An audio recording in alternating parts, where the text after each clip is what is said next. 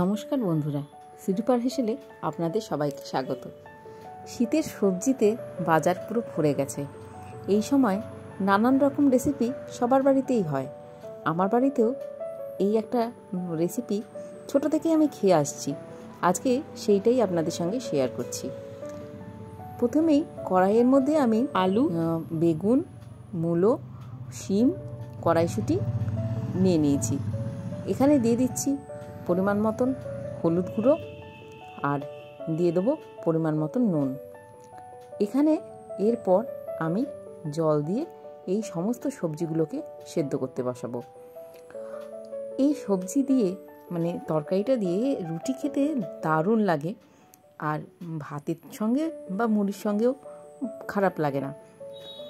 সেদ্ধ হয়ে গেছে আমার সবজিগুলো, দেখছেন খুব বেশি জল দিইনি, অল্প জলেই সবজিগুলো সেদ্ধ করে নেব। বেশি কিছু মশলার ঝামেলা নেই, অথচ খেতে হবে সুস্বাদু।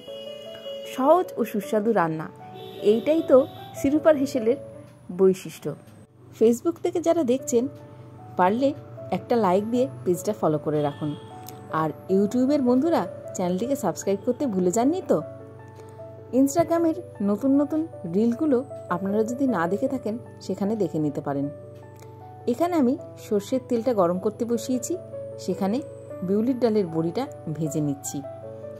বললাম না, খুব সামান্য উপকরণে আর খুব চটজলদি এই রেসিপিটা হয়ে যায়।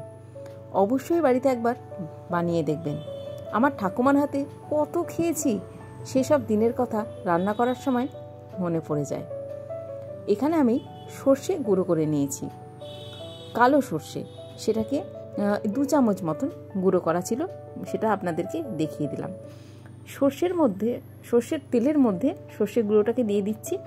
খুব বেশিক্ষণ ধরে নাড়াবেন না, কেননা তেতো হয়ে যাবার ভয় আছে। সঙ্গে সঙ্গে একটা সুন্দর গন্ধ বেরোলেই সঙ্গে সঙ্গেই সেদ্ধ করা সবজিগুলো দিয়ে দিলাম।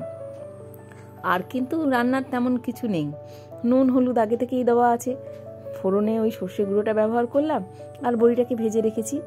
দেখুন তো কত চটজলদি আর হেলদি, স্বাস্থ্যসম্পন্ন একটি রান্না হচ্ছে। খুব বেশি তেলের ব্যবহার না। এই শীতের দিনে এরকম রান্না কিন্তু খুব বেশি হয় না।